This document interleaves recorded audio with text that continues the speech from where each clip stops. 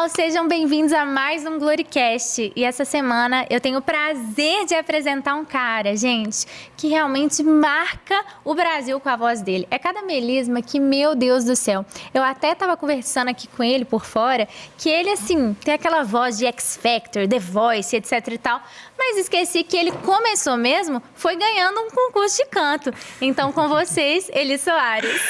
Que alegria, minha amiga, estar aqui com você. Obrigado pelo convite. Seja bem-vindo ao Gloricast, amigo. Que bom fazer parte dessa família que tem me abençoado demais. Que Deus te abençoe também. E vamos nessa. Feliz demais por estar aqui. Amém. A gente ama te ter como embaixadora. A galera te ama. Pra gente é bom demais, viu? Que bom. Estou muito feliz também. O Glorify tem me abençoado muito assim no meu dia a dia. Não sabia o quanto o Glorify poderia me abençoar com os devocionais, enfim. Tem sido bênção demais e estou feliz demais também batendo esse papo aqui hoje com vocês. Ai, que bom. Vamos já nessa. Participou de outro podcast? Já, de alguns. Ah, queria ser o primeiro.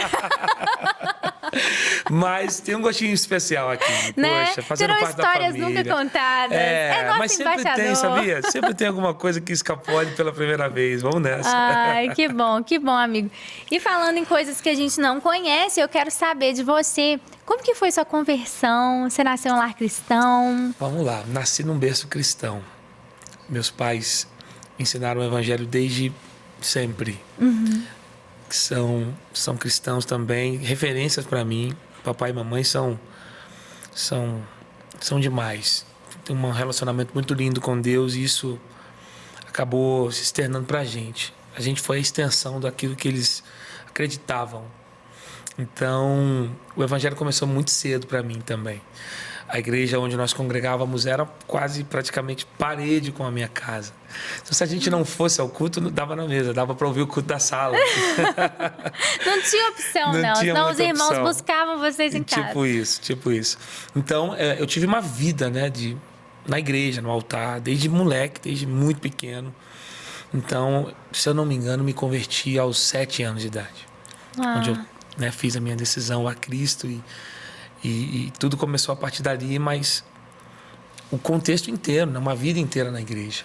Você nasceu num lar cristão, mas seus pais eram ministros de louvor. Como é que foi que a música entrou? Vamos lá. Em casa ninguém canta, ninguém toca, Lu. Gente. É incrível, porque muita gente pensa, você veio de uma família musical. Não, com esses melismas eu tinha certeza. E eu acho tão bonito, sabe? Chegar numa família assim e ver uma família que respira música. Um primo pega o violão, aí um sobrinho pega a bateria, aí lá em casa não. Ninguém toca, ninguém canta. É uma coisa incrível, mas um presente que Deus me deu desde sempre também. Eu nunca imaginei a minha vida fora da música. E foi algo que Deus plantou no meu coração desde muito novinho. Eu nunca tive plano B. A música sempre foi um plano... Meu plano principal, meu projeto principal, minha meta de vida. E é até interessante olhar para trás e lembrar de tudo isso e ver o quanto Deus é fiel mesmo, porque Ele tem compromisso com os nossos sonhos antigos. Ele tem compromisso com a nossa essência, né? a nossa verdade mesmo, de fato, inicial, no começo de tudo. Que eu vejo Ele realizando os detalhes lá de trás, sabe? Sonhos que foram sonhados há 20 anos, 25 anos, eu vejo Deus sendo fiel nos mínimos detalhes com esses sonhos. E eu me imaginava já, tem fotos minhas com um cabo de vassoura assim, tocando no cabo de vassoura. E é algo que Deus plantou no meu coração mesmo. Uau, que coisa linda. E você começou cantando na igreja, envolveu o Ministério de Louvor. E como que foi até virar o Eli Soares que a gente conhece hoje? Pois é, o meu contato com a música foi através da igreja, a música safra. Meu pai era zelador da igreja na época. Então, eu ia para a igreja na desculpa de ajudar ele. Mas não. Ia para os instrumentos. E aí comecei a me envolver muito com a música na igreja através disso. Através de ajudar o meu pai, dedicar minha vida ali em prol da igreja, da organização da igreja. Eu me lembro que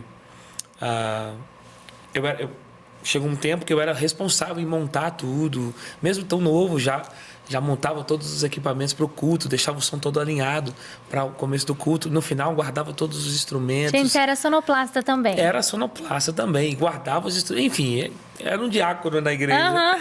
E eu tenho certeza absoluta que os frutos que eu colho hoje foram plantados nessa época, sabe?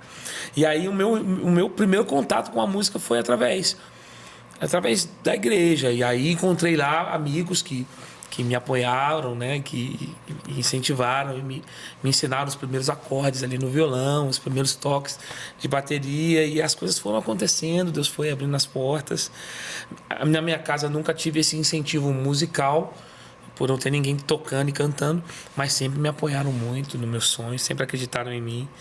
E Deus foi começando a fazer, do jeito dele, de uma forma completamente improvável. Eu digo que eu faço parte dessa classe de pessoas, sabe?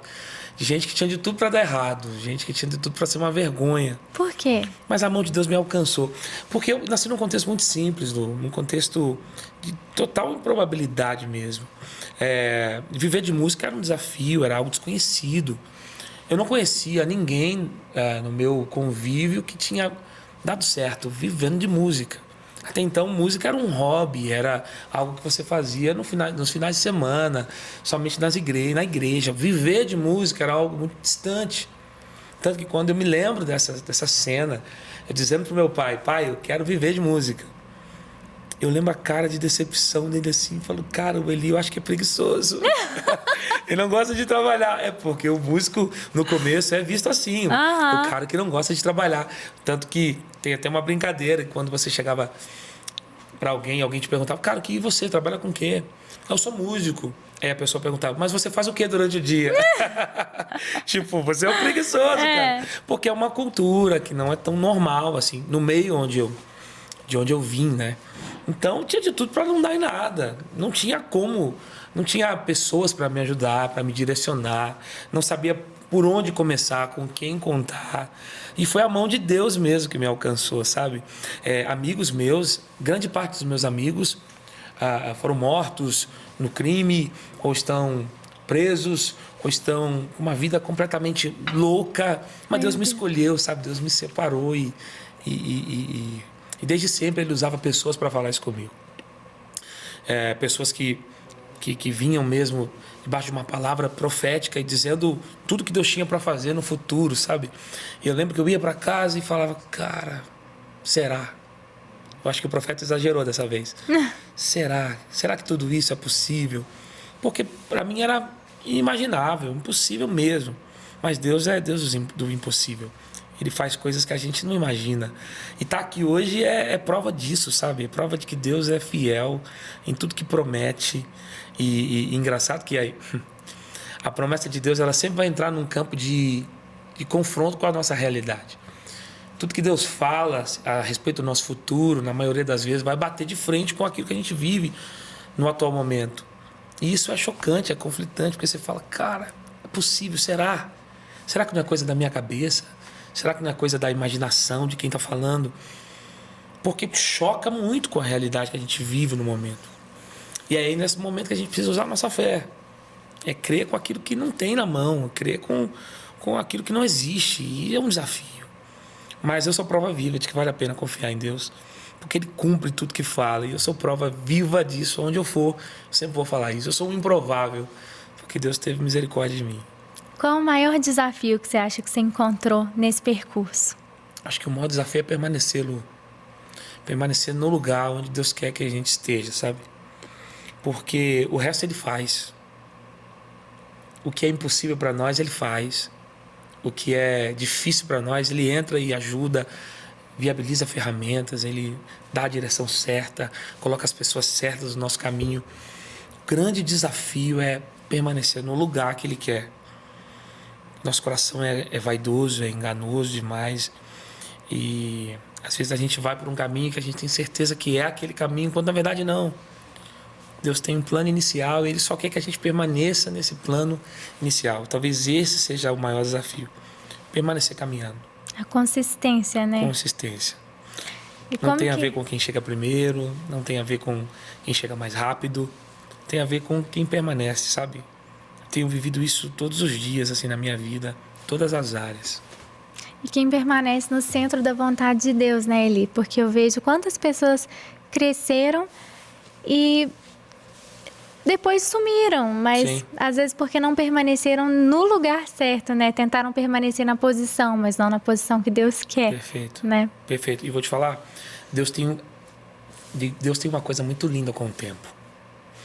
Porque eu aprendi que o tempo é um carimbo, sabe? Que está na mão de Deus para avalizar as coisas, para avalizar projetos, para avalizar planos.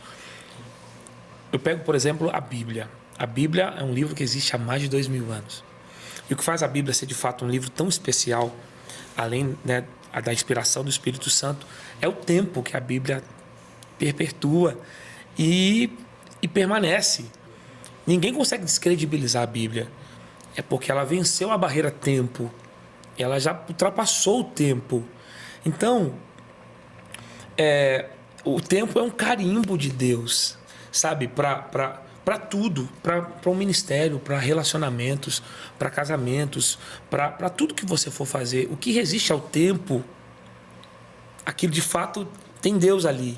Porque o que persiste, o que fica de pé, significa que Deus avaliza, significa que Deus dá condição, Deus viabiliza. Então, o maior desafio de um ministro, eu acho que é entender isso e permanecer no tempo, permanecer caminhando. Não tem a ver com a altura do voo, não tem a ver com a grandeza do ministério, com a expressão nacional, internacional de um ministério, mas tem a ver com a consistência de permanecer ali no tempo. E o tempo ir confirmando dia após dia aquilo que Deus vai fazendo. E Deus me prova isso o tempo todo. A gente é imediatista demais. A gente conta muito com o curto prazo. A gente quer tudo para ontem. Isso acaba tirando da gente esse carinho de Deus, que está no tempo. Tem coisas que só o tempo vai avalizar. Só o tempo vai credibilizar, sabe? Então o nosso papel é permanecer. Permanecer firme. Se Deus te deu uma visão, permaneça nessa visão. Se Deus te deu uma direção, permaneça nessa direção. Porque o tempo é o carinho de Deus para isso.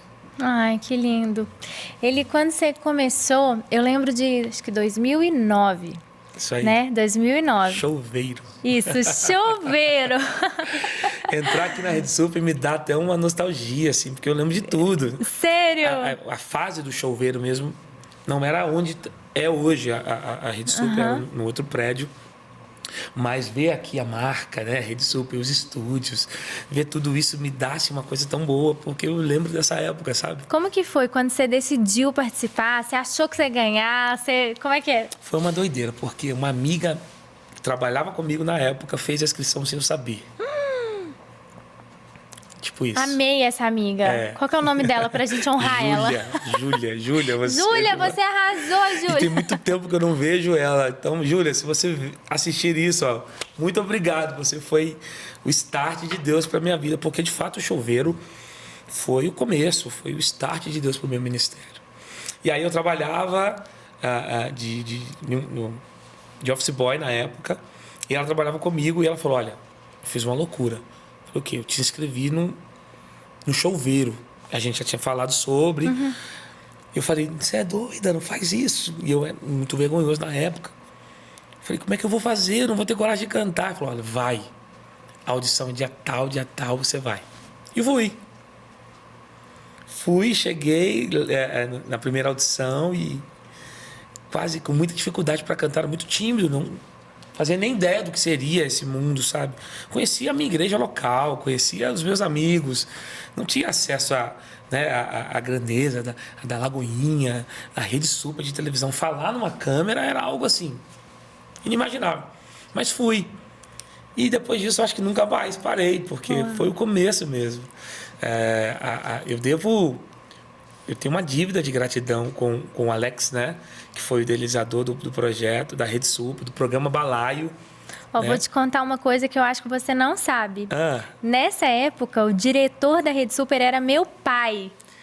E eu ouvia muito falar, né, em casa, e o Alex, e né, tantas pessoas que trabalhavam na TV sobre o choveiro. Isso. E aí, sobre uma música específica, eles falavam assim que toda hora entrava alguém e cantava, né, Silmar. Sim. E eles perguntavam, quem é Silmar? Silmar. E vocês só cantam Silmar. E aí você chegou cantando algo diferente, marcou a galera. E eu lembro uma coisa muito engraçada, porque eu falei... Eu estudava em casa violão e falei, qual música eu vou cantar? E aí, eu não tenho ouvido absoluto. Eu falei, qual vai ser a minha referência para lembrar do tom que eu estou ensaiando aqui para cantar na audição? O meu celular tinha os tons. Era aquele celular Nokia 1100, nem sei se pode falar o nome. Mas enfim, ele tinha os tons assim nas teclas. Tinha uma parte lá de nem sei o nome mais, mas tinha um diapasão. E aí, antes de cantar, eu falei, cara, posso ver o tom aqui no celular? Aí peguei meu celular e vi o tom, assim. Eu lembro que todo mundo ficou, caraca, ele pegou o celular pra ver o tom. E foi uma coisa que me marcou muito, muito, muito. O Alex, figuraça, né? A gente teve uma conexão muito legal desde o primeiro momento, assim. Foi uma experiência maravilhosa e foi o começo. Então, eu vou levar isso com muito carinho no meu coração. Porque foi o começo de tudo. E lembrar do começo é lembrar da promessa de Deus. É lembrar do quanto Deus é fiel. É lembrar que Ele cumpre as promessas. Então, só gratidão por esse lugar, pelo chuveiro, pelo balaio, pelo Alex, pela Rede Sup, pelo seu pai. E nesses anos de ministério, que agora já são muitos... Muitos anos. Como que cada trabalho te marcou? Eu acho que os trabalhos são filhos, né? São filhos nossos. E cada filho vem de um jeito, vem com uma peculiaridade, em momentos específicos, em tempos diferentes, em geografias diferentes. Já gravei projetos em São Paulo, no Rio, já gravei aqui em BH. Então, cada trabalho marca um tempo muito especial assim, da minha vida. Eu já vou para 10 álbuns gravados. Uau! 10 projetos gravados, sendo 3 DVDs. Você grava praticamente todo ano? Praticamente todo ano. Todo ano a gente está lançando alguma coisa. Fora os singles, né? Isolados. Que a gente... e cada projeto tem uma história. Cada projeto tem uma marca, sabe? Uma marca espiritual, uma marca musical. A gente sempre pensa numa proposta musical para cada projeto. Isso torna a coisa muito específica, sabe? Muito específica. Construir tudo isso é uma experiência muito boa. Como que você constrói, assim? Que eu sei que cada pessoa tem uma forma, né? Você ora, define um tema, você compõe tudo, você traduz? Eu confesso que eu não sou aquele cara caneta de ouro, sabe? Que fala, vou compor e faz 10 hits na semana. Não, compor para mim é um processo um pouquinho mais lento. Eu preciso de um propósito, eu preciso de uma meta. Olha, vamos gravar um próximo projeto? Aí eu já mudo todo o meu programa para compor. Então, vamos entrar no modo compor, eu vou buscar referências, vou fazer alguns laboratórios, e aí pego o violão, e aí vou ler, e vou entendendo o que o céu quer falar comigo também nesse sentido. Amém. Entendo que eu não posso desperdiçar minha música, sabe, Lu? Eu tenho isso comigo. Cara, minha música é uma arma, é um veículo que vai transportar sempre alguma coisa, e eu não posso desperdiçar isso. Então eu sempre tenho essa preocupação, cara, o que o céu quer falar através de mim? E aí eu tenho sempre esse tempo com Deus de esclarecimento mesmo. Deus, o que o Senhor quer para mim? E Ele vai me falando e as coisas vão acontecendo. E aí a gente vai para o estúdio, cria uma identidade musical para o projeto. E tudo vai acontecendo de uma forma muito orgânica, sabe? Uma forma muito simples e natural. Acho que isso faz toda a diferença para os nossos projetos. Que lindo. E como que você define sua arte e o sentimento que você tem em fazer uma arte para Deus? Responsabilidade demais, sabe? Porque eu não levo só o meu nome. Eu não levo só a minha música. Tem a ver com Jesus, tem a ver com a mensagem do Evangelho. Então eu preciso ser um facilitador para isso. Preciso facilitar essa mensagem para que ela chegue o mais longe possível. Só faz sentido se for assim para mim. Eu não posso desperdiçar minha música, eu não posso prender a minha música num nicho, num segmento, sabe? Eu preciso falar do amor de Jesus para o máximo de pessoas que eu conseguir, e esse é sempre o meu foco. Se eu for pensar num ritmo, eu vou pensar na melhor maneira de entregar essa mensagem. Se eu for pensar numa batida, num arranjo, eu vou pensar na melhor maneira. Se eu for pensar num clipe, eu preciso pensar na melhor maneira de facilitar essa mensagem, que essa mensagem chegue ao máximo de pessoas possíveis. Atrás da música tem um propósito maior, né? Que é o Evangelho, é o reino de Deus, é a mensagem do Evangelho através de nós, apesar de mim, mas através de mim, né? O que a gente precisa. E qual projeto de todos mais te marcou até Nossa, hoje? difícil, hein, Lu? Eu tô fazendo só as perguntas difíceis, né? O projeto que mais me marcou, nossa, muito difícil. Mas eu acredito que o começo sempre é muito marcante, né? O DVD Luz do Mundo foi o projeto assim onde Deus escolheu me mostrar para mais pessoas, mostrar o meu projeto para mais pessoas. E em 2014, eu acho que foi quando a ficha começou a cair, de que Deus estava cumprindo, ou que estava começando a cumprir parte das promessas que Ele havia me prometido. Então, cair essa ficha, viver tudo isso, foi uma coisa muito gostosa, assim, de falar, cara, como Deus é fiel, como Deus cumpre, sabe? Eu me lembro de, poxa, estar no Rio de Janeiro, e 6 mil pessoas, assim, cantando uma música que saiu de uma intimidade, sabe? De um momento de devocional, de oração, ver tanta gente cantando, ver tantas pessoas sendo tocadas, ouvir tantos testemunhos, isso para mim foi uma coisa muito, uma novidade, assim, sabe? E ver a mão de Deus mesmo, regendo tudo, orquestrando tudo.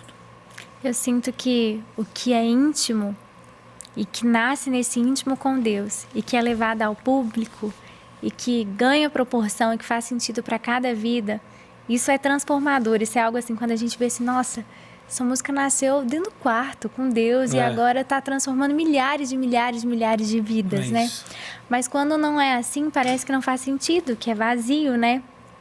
Então, eu queria saber como que é a sua vida com Deus. A gente é um devocional diário, então assim, como é que é essa busca? Como é que sempre foi isso? Eu acho que a gente não é o que a gente mostra para todo mundo. A gente é, de fato, o que a gente vive no secreto. O nosso secreto diz muito mais sobre nós do que o nosso público. Nossa vida em secreto fala muito mais sobre quem nós somos do que a nossa vida pública.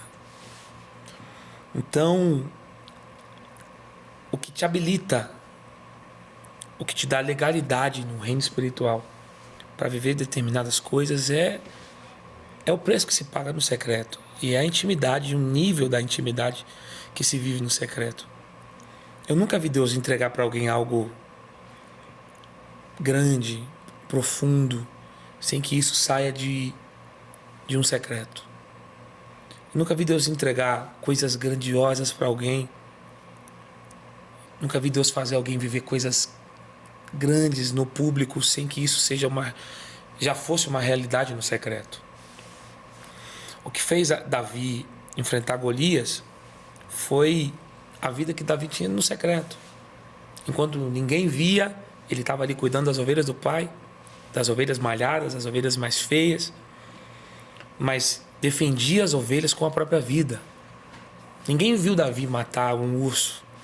Ninguém viu Davi matar um leão para defender as ovelhas do pai, porque aquele era o secreto de Davi.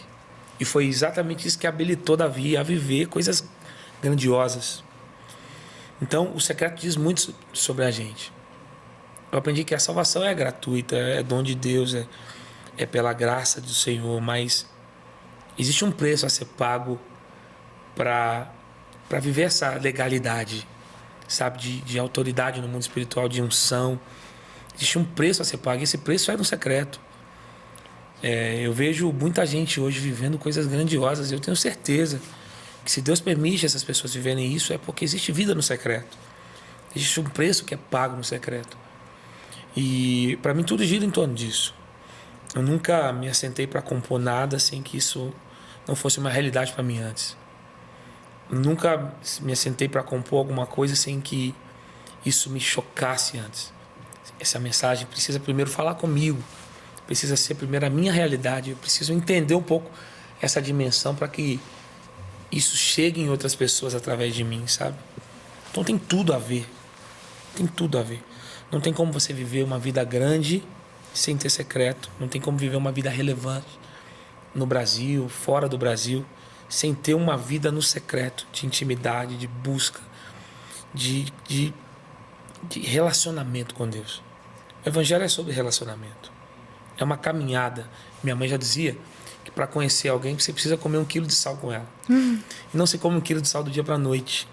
É uma pitadinha todos os dias. O Evangelho é isso.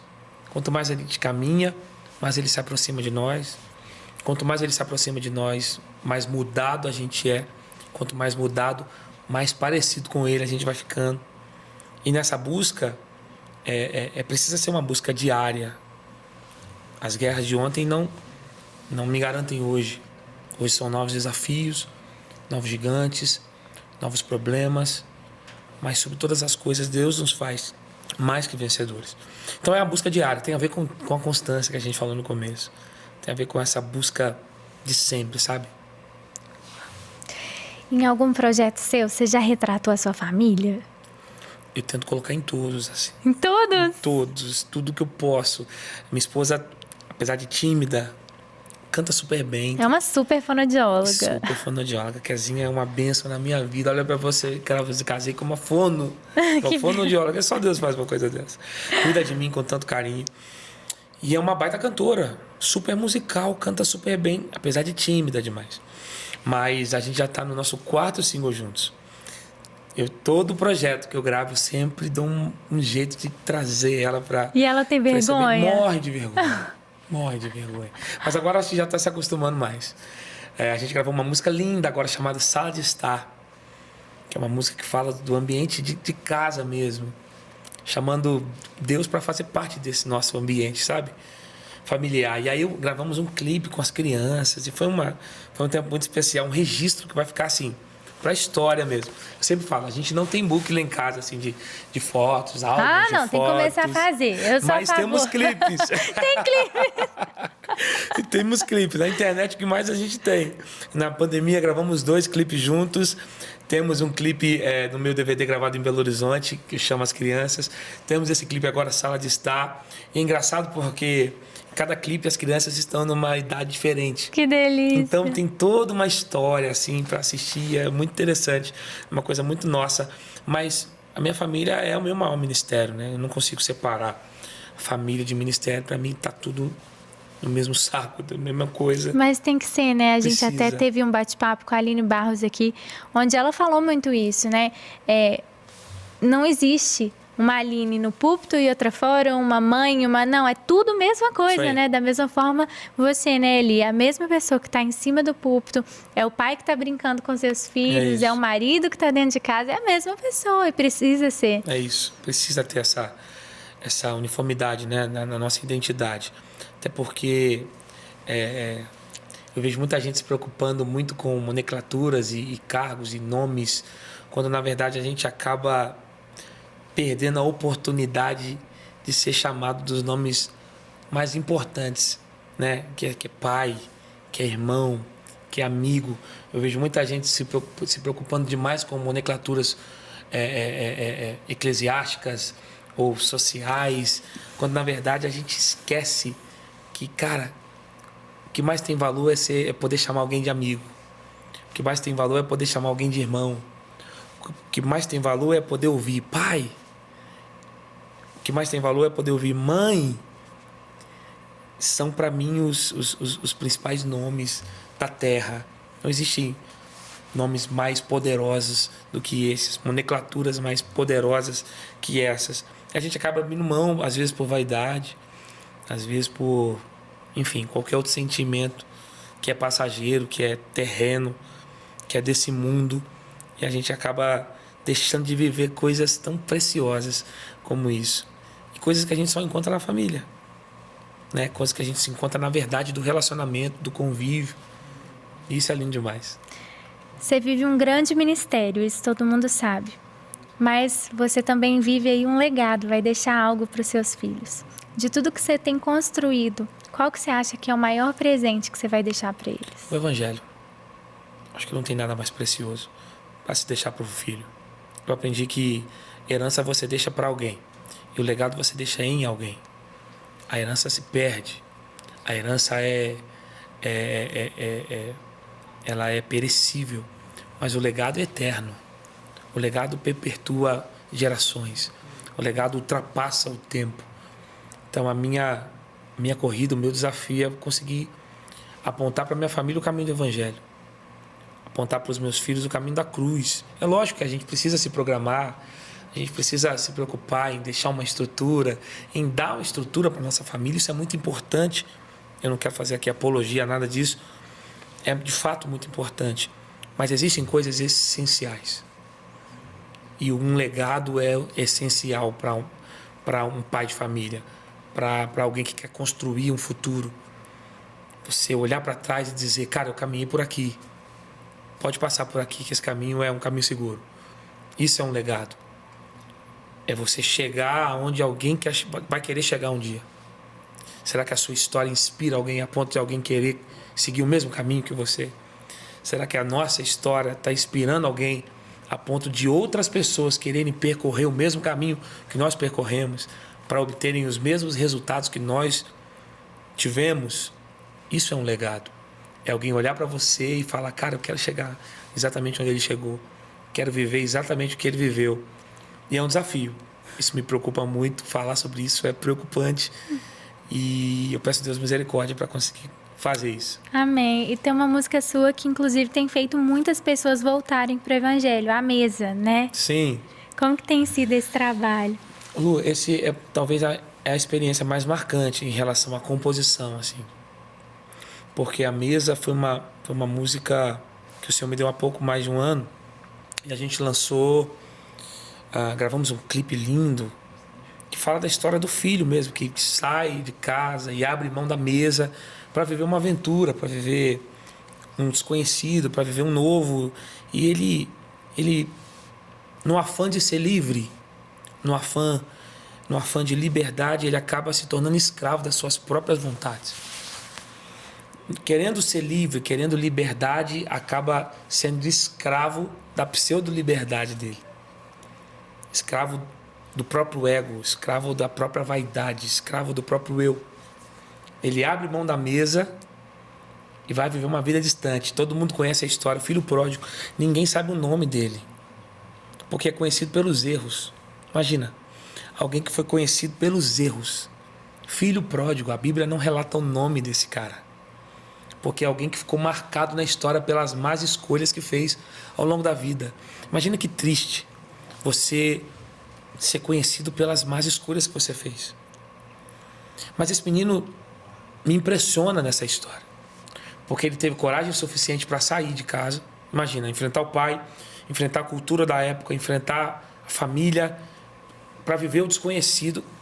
Por mais inconsequente, ele precisou de muita coragem, porque é preciso muita coragem para sair. Mas ele também teve coragem para voltar. E aqui meu coração já derrete, porque é preciso muito mais coragem para voltar. Muita gente tem coragem para sair, mas pouca gente tem coragem para voltar, porque o caminho de volta é muito mais difícil. E Deus me deu essa canção, e essa canção fala, tem lugar na mesa. Para você que tem coragem de fazer o caminho de volta, sempre haverá um lugar na mesa. E essa música, até hoje, não houve um lugar onde eu cantei essa música e não teve uma alma no altar, uma vida. Isso para mim é a maior experiência do meu ministério, porque eu nunca tinha vivido isso antes. De tanta gente, já aconteceu de lugares de 250, 300 pessoas virem para o altar com essa canção, porque eu acredito nessa mensagem, sabe? A história de um menino que tinha uma mesa, abriu mão da mesa para viver uma vida segundo a sua vontade, quebrou a cara, perdeu tudo que tinha, mas a Bíblia fala que ele cai em si. E cair em si é assumir responsabilidade. Cair em si é parar de terceirizar a culpa, é parar de querer colocar a culpa na conta de outras pessoas, é assumir a culpa. E a Bíblia fala que ele começa a falar consigo mesmo. Na casa do meu pai até os trabalhadores têm mesa farta. Eu estou aqui passando fome. Quer saber? Eu vou me levantar e eu vou voltar. Esse menino foi muito corajoso. E sabe o que Deus me falou? Não adianta coragem sem direção.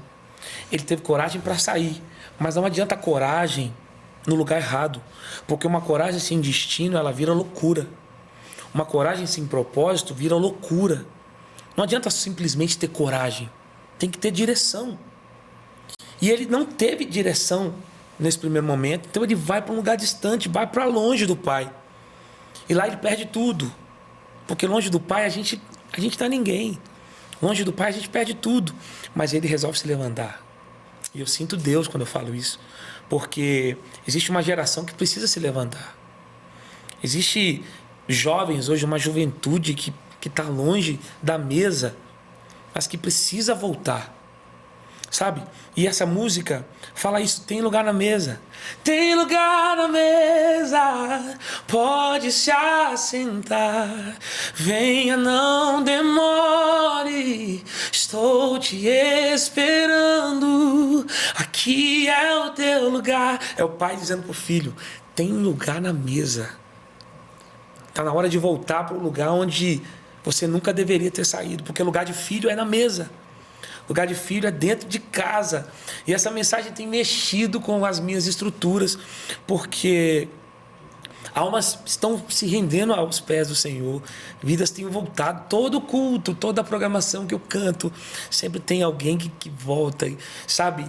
Cara, obrigado por essa palavra, eu precisava voltar para a mesa, porque mesa é lugar de intimidade.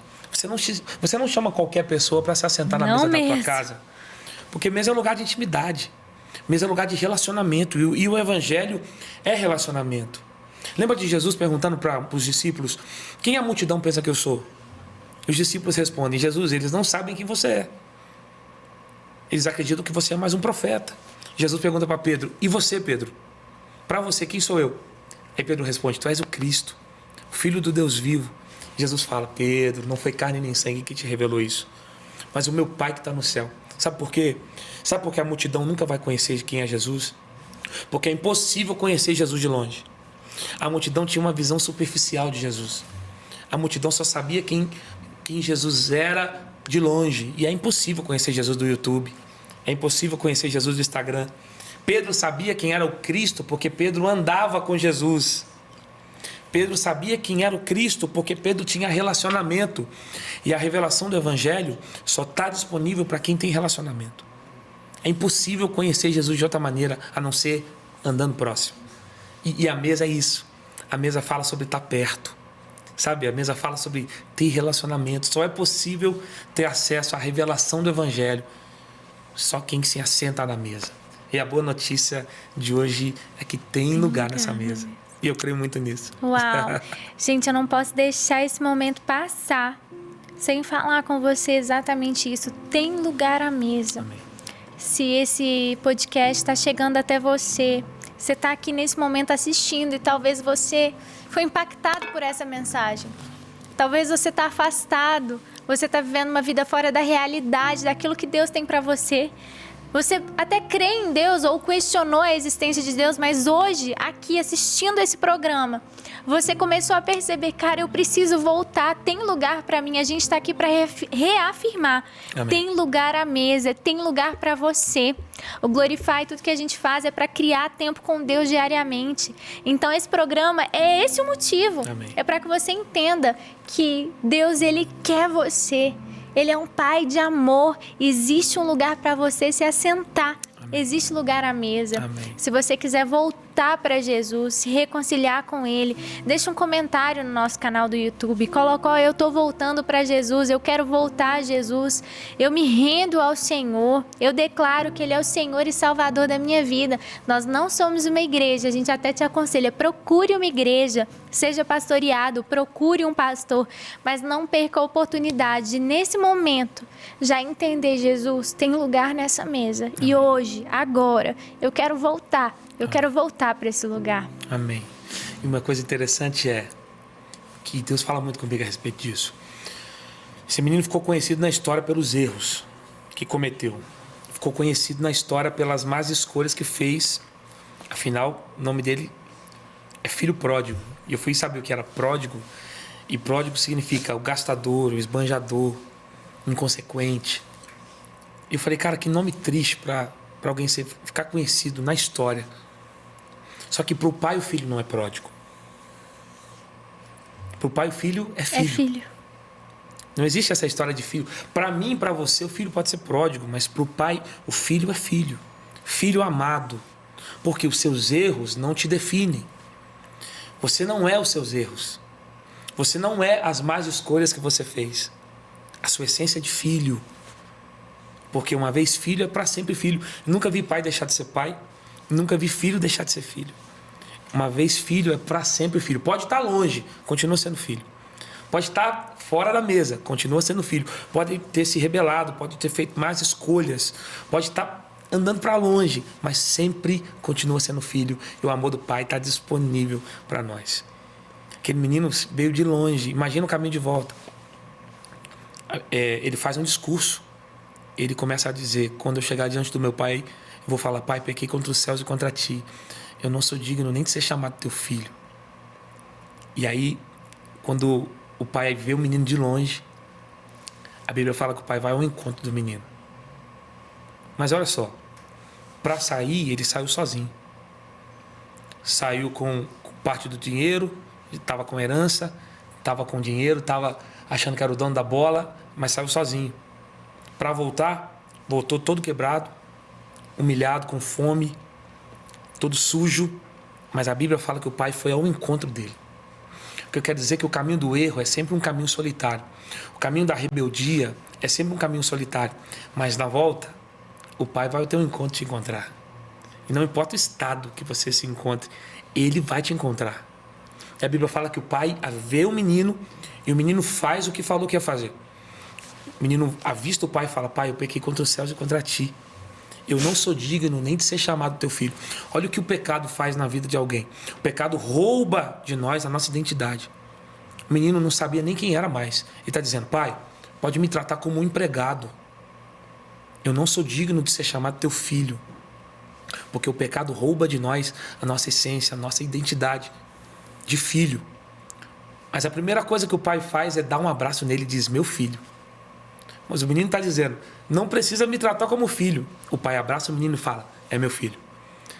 Pai, vê um cantinho para mim do lado de fora da casa, já tá bom. Me trata como um empregado. O pai está dizendo: não, é filho, continua sendo filho.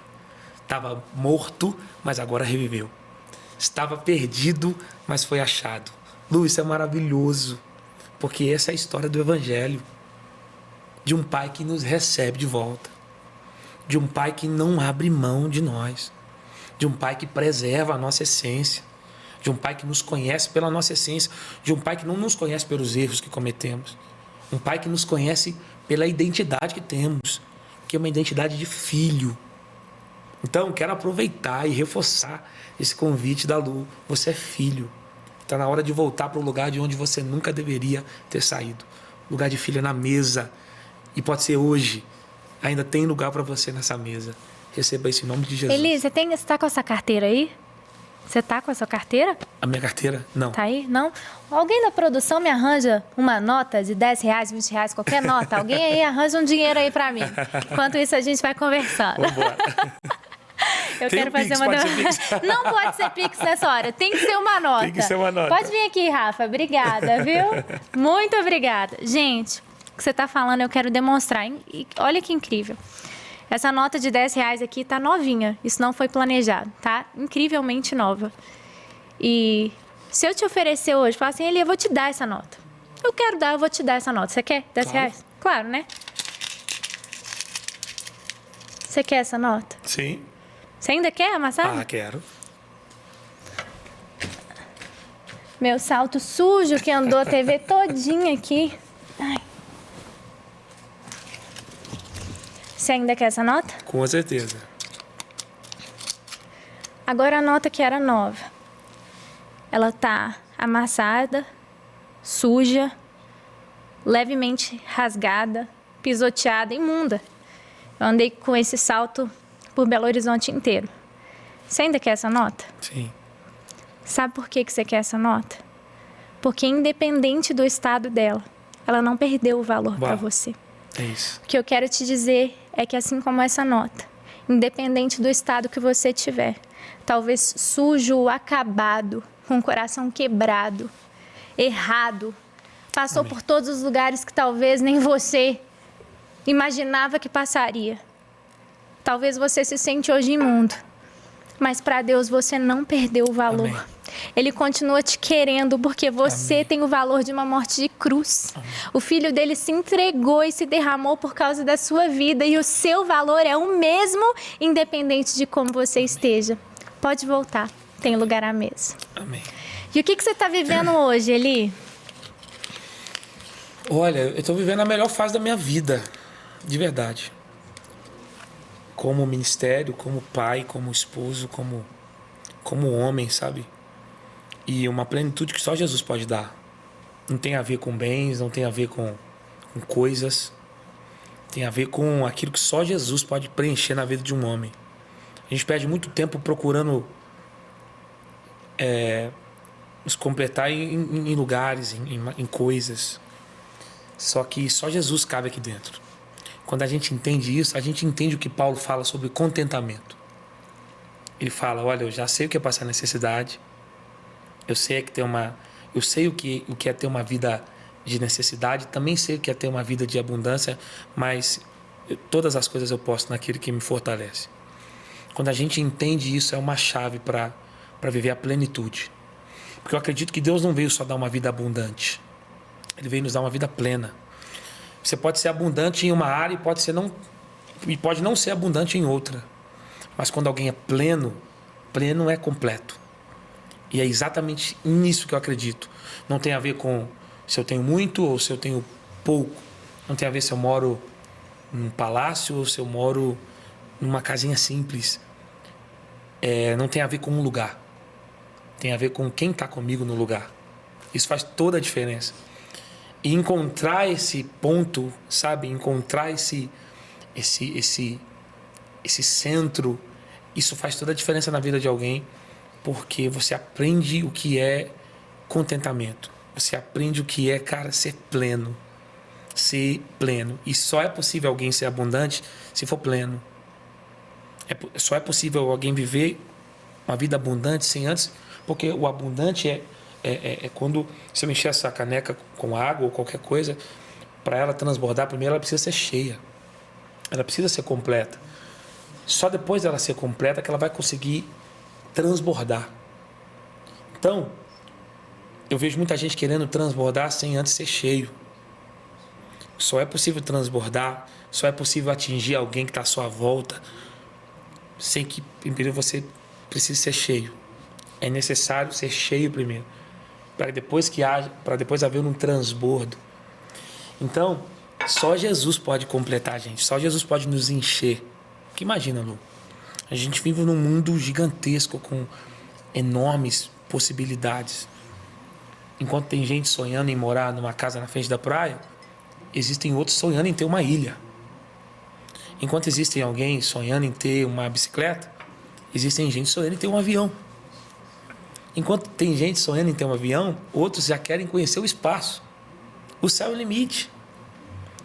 O nosso eu é um buraco sem fundo. Nada desse mundo consegue preencher. Porque quanto mais a gente tem, mais a gente quer. Quanto mais a gente tem, mais a gente quer. Só Jesus pode ocupar a nossa vida. Só Jesus pode nos preencher. E só depois de sermos preenchidos por Ele, a gente vai poder ter uma vida transbordante e alcançar as pessoas com aquilo que está dentro de nós. Esse copo, a partir do momento que ele começa a transbordar, ele começa a molhar tudo que está em volta. E é isso que Deus quer para nós. Ele quer um nível de transbordo tão grande que o que sai de nós começa a contagiar quem está à nossa volta. O que sai de nós começa a fazer diferença para quem está ao nosso redor. E essa é a proposta do Evangelho. Para que isso saia das quatro paredes, isso saia da religiosidade, isso saia da cultura, isso saia do legalismo, isso saia enfim, de tudo, e que alcance o máximo de pessoas e o máximo de lugares possíveis, porque essa é o poder da unção que Ele nos entregou, sabe? O poder de ser cheio, de ser pleno. Então, como homem, eu vivo a plenitude de Deus. Eu vivo o favor merecido de ser cheio da presença dEle. E aí nada nos falta mais. É só continuar caminhando. É verdade. É só continuar corrompendo dia após dia. Deus vai dando vitória. Aparece um gigante, Deus dá vitória. Aparece um desafio, Ele nos dá vitória. Aí um gigante que você parece que vai te derrubar, que não vai sobrar nada, Deus te dá vitória. Sabe uma coisa que eu aprendi? Eu aprendi que existem 2 tipos de problemas. 2 tipos. Falei 3, 2. 2. 2 tipos. Problemas que nós criamos e problemas que surgem. Para os problemas que surgem, Deus te dá ferramentas para superar e para vencer esses problemas. Se um problema apareceu do nada, fique tranquilo, porque a solução também aparece do nada. Se um problema vem do nada, apareceu, você acordou, de repente, apareceu um problema, fique em paz, a solução também vai aparecer do mesmo jeito. Porque é um problema que surgiu. Imagina Davi. O pai de Davi manda Davi levar comida para os irmãos na guerra. Davi chega lá para levar comida, de repente vê um gigante afrontando todo mundo, afrontando o Deus dele, afrontando o povo dele. Davi fica indignado e fala: quem é esse cara? Quem é esse circunciso? Davi não programou encontrar com Golias ali, Davi não marcou data com Golias, Davi nem sabia que existia um gigante lá. Mas o gigante foi um problema que surgiu. Sabe o que eu entendo? Eu entendo que se um problema surgir na sua vida, fique tranquilo, porque esse problema tem um propósito. É Deus por trás do problema, querendo criar uma situação para elevar você para um próximo nível. Se um problema surge na sua vida, fique tranquila, porque esse problema vai te promover para um próximo estágio. É Deus querendo te passar para um próximo nível do jogo. Diferente dos problemas que nós criamos. Lembra que são 2 tipos? Os que surgem e os que criamos. Os que a gente cria, a gente tem que pedir perdão. Os que criamos, nós precisamos resolvê-los. Isso. Deus não vai resolver problemas que nós criamos. Batseba foi um problema que Davi criou. Golias foi um problema que surgiu. Batseba, Davi precisou resolver. Batseba, Davi pagou um preço caro, porque foi um problema que ele criou. Isso me ajudou muito durante esse tempo de pandemia, sabe? Os problemas vinham e eu falava: cara, eu criei ou esse problema surgiu? Não, se surgiu, Deus vai me dar ferramentas para vencer. Se surgiu, Deus vai te dar estratégias para vencê-lo. Agora, se você criou, dá seu jeito. Arruma uma forma, porque você não é quadrado, se vira. Se você criou, resolva-os. E esse conceito mudou de fato a minha vida, sabe? A forma de enxergar a minha vida. Isso tudo faz parte da plenitude. Faz parte de ser completo, faz parte de olhar a vida com maturidade, enfrentar os problemas com maturidade, olhar para o evangelho com maturidade. E só Jesus pode fazer isso. Amém. Eli, eu te vejo como um cara muito moderno, assim, na sua forma de cantar, na sua forma de compor, na sua forma de criar algo novo, mas ao mesmo tempo você sempre resgata o que veio lá de trás, né? E agora você lançou um novo EP, né? Legal. Memórias 3. Sim. E como que tá sendo esse projeto? O porquê desse projeto? Por que resgatar essas canções? É porque a gente precisa mostrar para essa geração que o novo só é novo por causa do velho. E que o novo não é inimigo do velho. Eu vejo muita gente colocando a geração atual inimiga da geração passada, quando na verdade uma precisa da outra. Isso. A geração atual é a extensão da velha geração.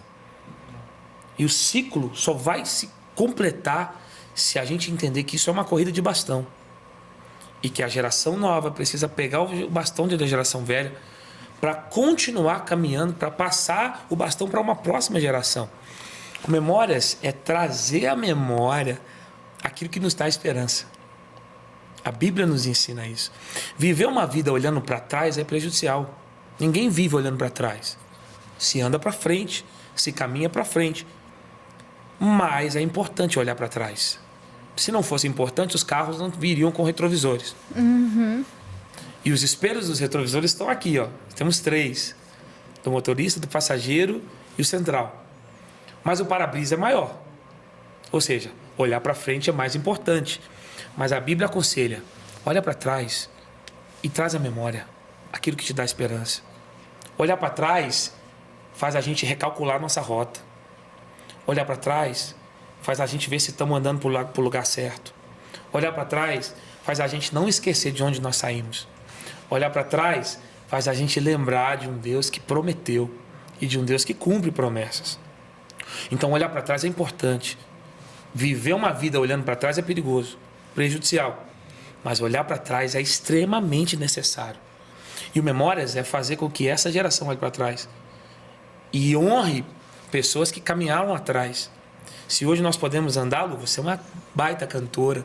Se nós podemos hoje caminhar numa avenida artística, é porque existem pessoas que pavimentaram isso lá atrás. Isso. Existem heróis lá atrás, gigantes, que pagaram um preço muito alto para que hoje a gente pudesse se expressar do nosso jeito, cantar do nosso jeito, levar o evangelho com a nossa música, com a nossa verdade, com a nossa autenticidade. Então, Memórias é resgatar essas canções e dizer para essa geração, olha, não começou aqui, começou lá atrás. Então, vale a pena olhar para trás e resgatar essa essência, resgatar essa esperança, sabe? Resgatar essa direção. Cara, é por aqui que a gente precisa ir. E é um projeto muito especial para mim. Depender de mim, eu vou gravar o volume 4, 5, 6, 7, 8, 9, 10, até, enfim. Até eu também voltar. Amo, né? A gente até gravou uma junta. Verdade. E ficou linda, inclusive. Ficou linda. E eu acho que ela é o resumo perfeito desse podcast, porque a gente gravou O Rei Está Voltando, né? E essa música, ela é o olhar para trás e o olhar para frente. Sim. Porque ela é honrar aquelas canções feitas lá atrás, mas ela prepara a vinda do Senhor que está vindo à frente. Então ela nos chama Jesus está voltando, né? É isso aí. Então é a junção dos dois, e você que ainda não assistiu, assista. Também corra para o Spotify, Deezer, ouça as canções do Eli, seja abençoado. Amém. Você que deseja voltar para Jesus, volte. Tem lugar à mesa para você. A gente vai continuar espalhando essa verdade, essa realidade do amor de Jesus que morreu por você, de um Pai de amor que é o nosso Deus, que está esperando por você. Ele não desistiu de você. E Ele está esperando pela sua decisão de vir. Existe lugar para você. Aproveita e baixa o Glorify para que você possa fazer ali seu devocional diário e ter mais tempo conhecendo a palavra de Deus. Assim como Eli falou, não se come um saco de sal, 1 quilo de sal, né? É isso aí. De uma hora para outra, mas é um pouco a cada dia. Então, tenha o seu tempo diário com Deus, um pouco a cada dia. Eli, muito obrigada, viu? Eu agradeço. Obrigado por esse tempo, viu? Um prazer todo nosso. Queremos você de volta. Já amamos, acho que já tem que ter mais podcast com você. Vambora, tô aqui para servir sempre. Uma honra, mais uma vez, fazer parte da família Glorify. Obrigado pelo carinho e vamos junto, vamos junto. É isso aí. Obrigada você que acompanhou de casa o nosso Gloricast. A gente ama saber que você está acompanhando semanalmente. E conta pra gente, eu sempre encerro da mesma forma, né, galera? Deixando aqui, ó, nos comentários quem que você quer no nosso próximo Gloricast. Até lá. Tchau, tchau.